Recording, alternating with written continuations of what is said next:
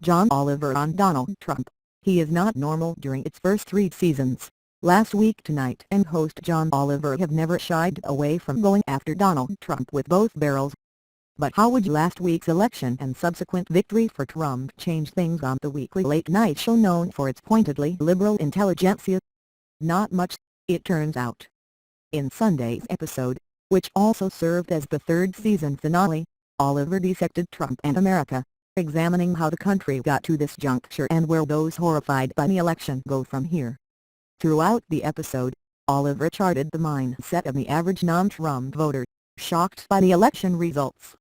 While said voters found brief moments of reprieve, according to Oliver, the grim reality of President-elect Trump shaping the Supreme Court and having access to the nuclear codes is starting to set in. Either we just elected the president who didn't mean a single word he said, or we elected one who did.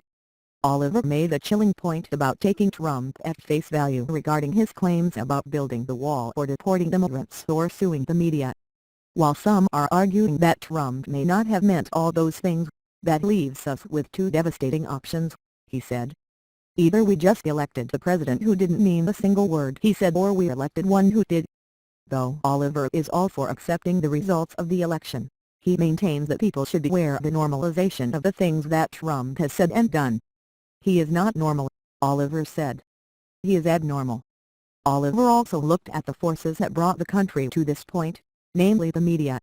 While Oliver acknowledged that the mainstream media bore some responsibility for treating Trump as entertainment instead of a legitimate candidate, he also pointed out good reporting done throughout the election.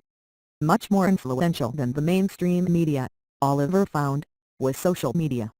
On Facebook, fake news runs rampant, a trend that Trump himself engaged in on several occasions, Oliver said. In one case, Trump was called out by Bill O'Reilly for spouting false numbers about gun violence, and another time by Chuck Todd for claiming that a man who attempted to attack him had ties to Islamic State. Each time Trump was confronted, he shrugged off the inaccuracies of the claims, saying that he had heard it somewhere else, be it online or on the radio. Oliver viewed that indifference to fact as key to Trump's victory, saying, "He came along and told millions of people, every crazy email you've ever forwarded was true." But it was clear Oliver and Last Week Tonight wanted to end the show on something more positive, specifically, what people could do if they were feeling helpless in the wake of the election results. First, he dismisses the notion of fleeing the country for Canada. Literally the only excuse to ever migrate to Canada is if you were born there originally or it's springtime and you are a goose. Instead, Oliver encouraged viewers to donate to organizations that could be under attack from the upcoming administration, including Planned Parenthood, Natural Resources Defense Council and the International Refugee Assistance Project, among others. The host also implored viewers to keep their legislators accountable and to vote during the midterm elections, as well as subscribe to quality news outlets so they can continue to provide the accountability journalism the culture demands. HBO has made the entirety of the episode available on YouTube. Be aware that it does contain racy language in line with what one might find on a premium cable late-night show.